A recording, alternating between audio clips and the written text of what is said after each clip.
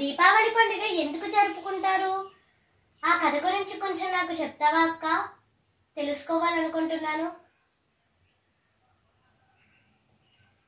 దీపావళి అంటే దీప అంటే దీపము, ఆవళి అంటే వరుస, దీపాల వరుస.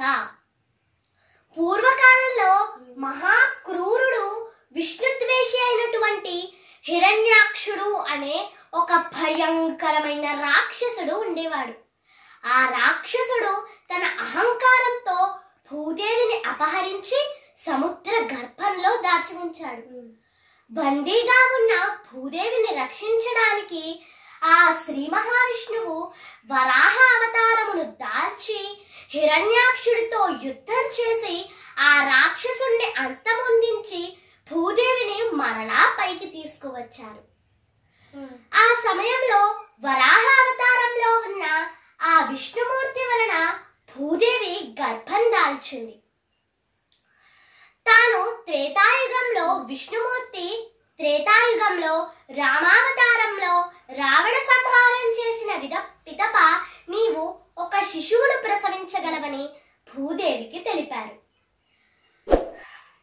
భూదేవి జనక మహారాజు గారికి భూమి నుండి సీతాదేవి లభించినప్పుడు భూదేవి జనకునితో తనకు ఒక ఉపకారం చేయవలనని ప్రమాణం చేయించుకుంటుంది.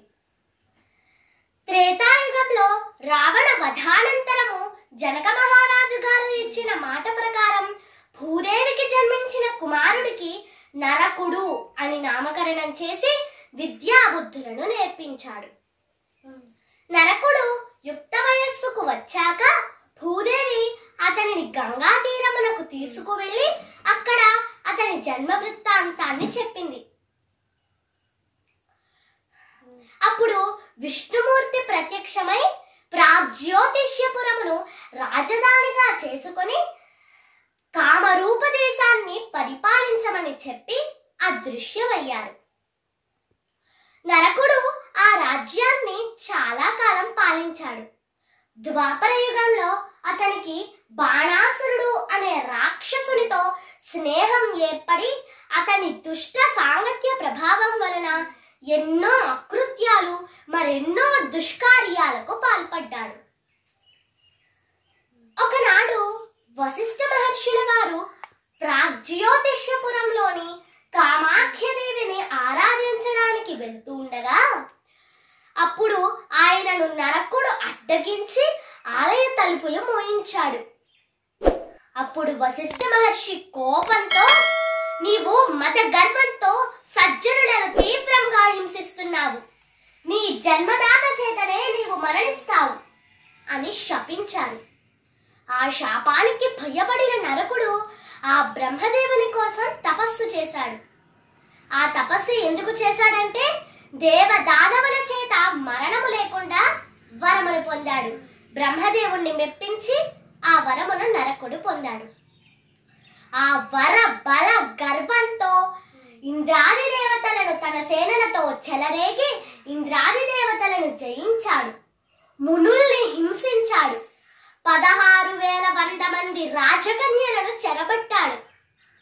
నరకుని అకృత్యాలను భరించలేక ఇంద్రుడు మిగిలిన దేవతలు శ్రీకృష్ణ పరమాత్మను ప్రార్థించారు.